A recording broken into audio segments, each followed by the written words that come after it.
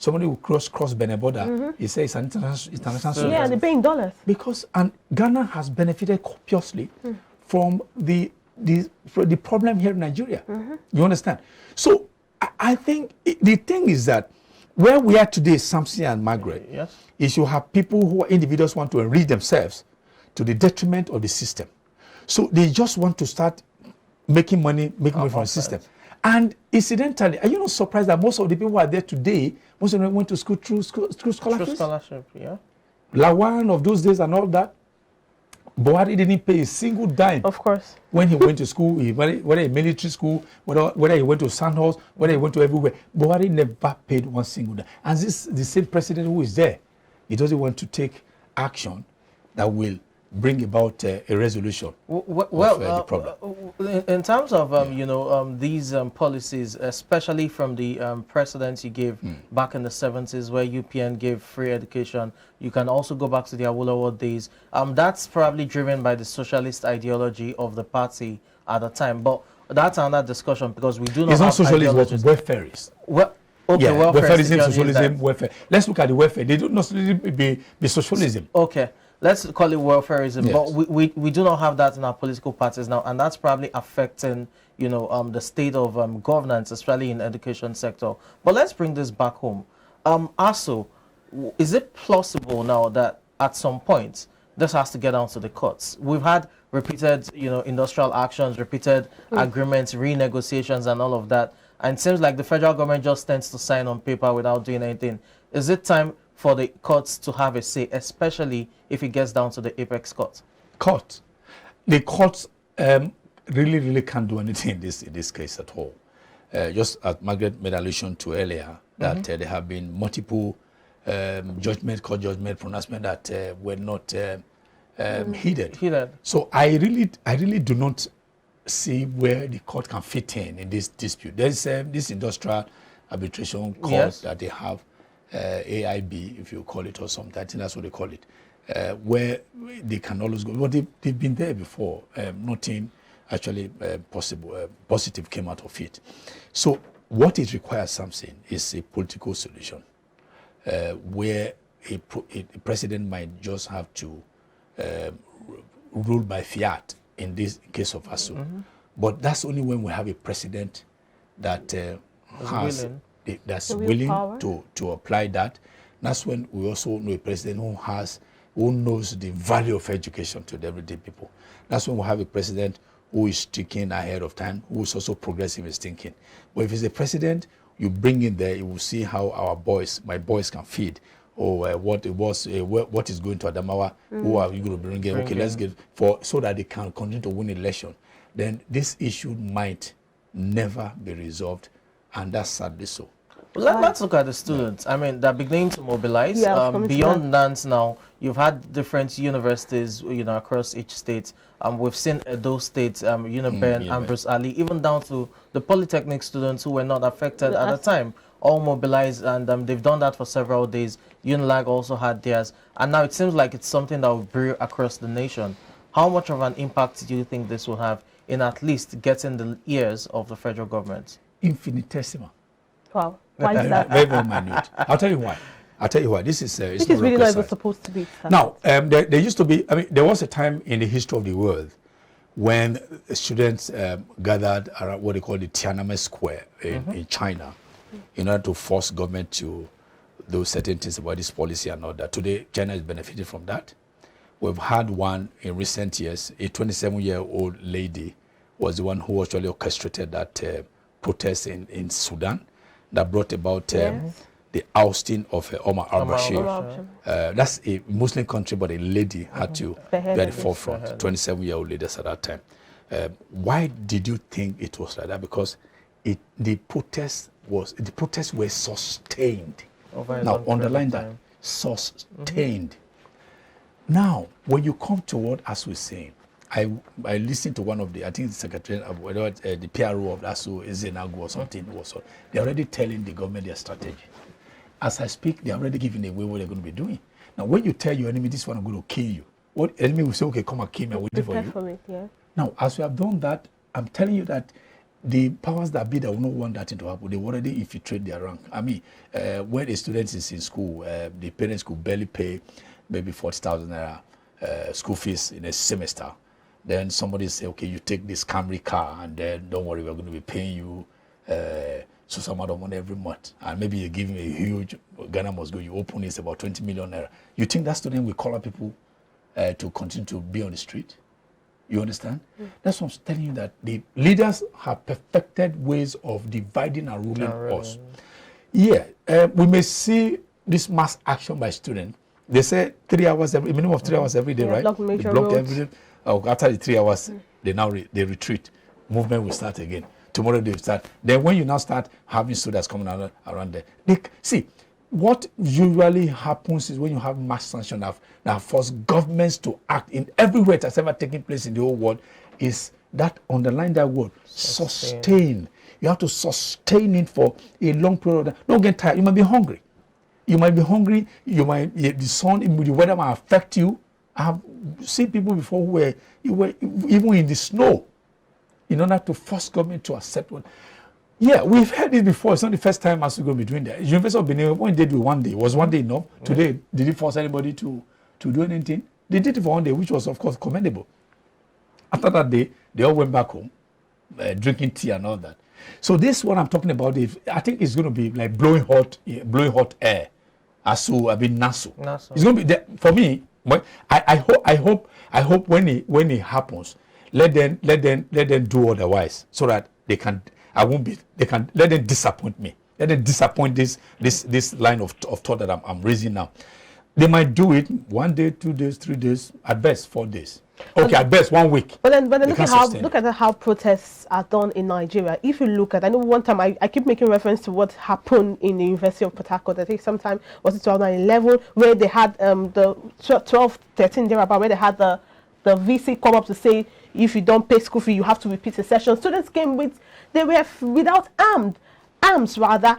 Someone was killed. Until today, nothing has been done about that person. So even that could discourage students in the first place. Even people who really want to protest too. Meanwhile, does the government have to even wait for a protest before they do what is right? Yes, this government will wait. Even when the protest is happening, do they even do what is right? This government will wait, because I mean, you've known over time they had to wait for illness labor to go outside. They have to wait for IBrand to go to withdraw their tankers from the road. They have to wait. The government has become serially guilty of But then, interestingly, that. The Minister of Education and also the Minister of Labour, they are both have declared intention to run as presidents of Nigeria. But that's immaterial. But even with the what's happening in the sector where they should hold on to. Insane crimes, are they not supposed to have resigned by now? Insane crimes. I have no answer to that. Well, you had a Punch reporting that the Senate President Lawan said that the students, in pleading with the students when he met with the NANS leadership, pleaded with them not to disrupt political activities. Coming from the third highest citizen of the land, that's probably, that speaks volumes, because it just shows you the disposition of the federal government towards the ongoing industrial action by ASUU and the state of the our education right now. So do you think, going by statements, that there's some sort of resolution coming up in the next few days or weeks? On the one hand, I think I want to agree with him, because if the students are not careful, they will play into the hands of those who are driving the narrative of tenure extension of this current administration. It was a Robert Clark coming the other day was saying that there's a provision in the constitution that says you might extend by 6 months and also. So if these students are not careful, they might play into the hands of those people who are driving that. Then if the students go over there, then they cause public disturbances, police will come also, that they shoot, as you said, and then there's crisis. They say, okay, in the midst of crisis, we cannot hold election. They have played into the hands of those who are seeking that way to remain in power for longer than necessary. You see, I think the only way that the student can actually have the government coming to listen to it's not to block the major highway. Let me just let them know this. Let them block the airports. If the student will they sit at the wrong ways of the major airports in this country, runways for 5 days. Airlines will lose. The leaders will not travel. I'm telling you, ASUU, if that political solution was taken, it will come out from, overnight. Not when you block is Lagos Ibadan Expressway. When was last time Fashola traveled on that road? When was last time Buhari has it? What road, apart from Abuja road, to go to the airport, which road has Buhari driven on? He doesn't even know what Lagos Abuja looks like. But then looking at the statement from the Senate President in a different angle, I understand the statement you're making. So just so they don't play in the hands of those who are seeking tenure elongation. Can't this also be seen as where priority is placed in terms of politics or education? Because telling students who have been, I'm just looking at it from different angles, telling students who have been at home for a very long time not to disrupt political and political, they could see it as this is where your priority lies. It's a delicate balancing. On the one hand, you look at it, what's their priority lies on the, continuing with their own process of re-election or election. On the one hand, also wanted to play into the hands of those who are seeking tenure elongation. So it's a delicate balancing. So that's why the students have to be very creative. And that's why I'm telling you that it's not max action that had to be maybe all, because at the end of the block about the expressway, they're still going to, you and I who are traveling to Ibadan will be affected. Yes. The leaders will not be affected. But if you don't hit the leader where it pains them, you have to look for target where it pains them. When you hit at the very nerve of their power base, I'm telling you, they'll come. Let me take you on that. I mean, we've seen, again, it's based on precedents. We're in a very unique country, and the way things are done are quite interesting. Let's put it at that. If the students, as you've just mentioned, decide to, I won't use invade, but, protest at airports, sit at runways and what have you, we can also have the government term that as insurrection and sweep in the armed forces. I mean, there was the protest at, at the Lekki toll and all of that. We had soldiers there, and there were still questions about who gave the order, or who said you should be there. No, the governor asked us and all of that. Now, if you say students should accommodate or occupy, rather, major airports, probably your Nnamdi Azikiwe airports in Abuja, Murtala Mohammed here in Lagos, Kano, and what have you, don't you think that you could have the armed forces swept in within a day rather, to clear them off? Okay. See, you don't, that's why I say power is not given a la carte. You don't hand power into a gold platter, silver platter, whatever platter. Something take. You don't do that.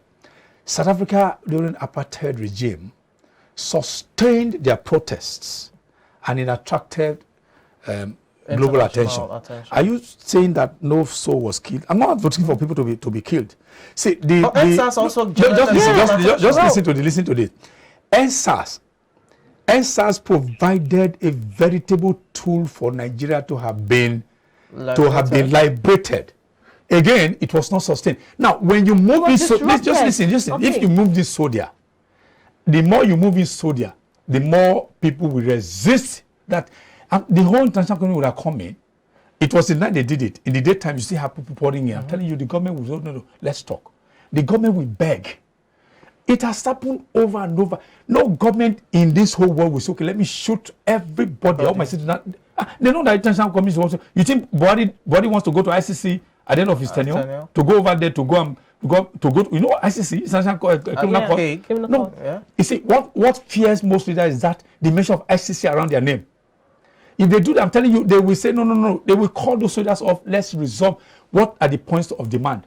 But because we are unable to sustain protests here in this country, that's why the government always seems to run roughshod over everyone.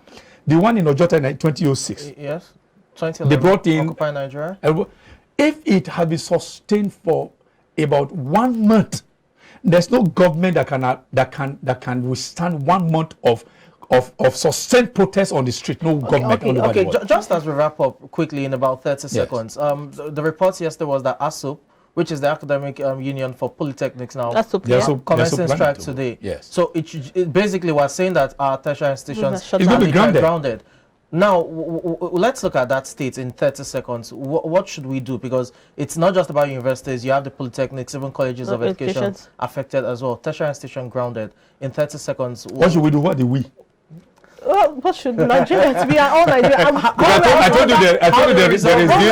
We are all we as a people, how as a country. How can it be resolved as a country? Okay, I think what I'm going to be appealing to the leaders that they should see reason for them to, if not to honor all the demands, let them do this. Let's say prorate it. Let them do it instrumentally. Okay, so come. You're asking for this. You're asking for about 15. I'm just saying, for instance, about 15-point agenda. Okay, let's honor 5. Give us the new government will honor 5. If we're able to, ASUU, I mean, they're not so daft that they can't come to say, okay, let's call off this thing. ASUU, they're not also enjoying it as I speak. Thank you so much, Charles Sideho, for sharing your thoughts on this conversation. We appreciate you on this. Thank you. That was Charles Sideho, public affairs analyst, sharing his thoughts on what, of course, you just listened to it. Please do share your thoughts on the social media platforms and also the live chat below.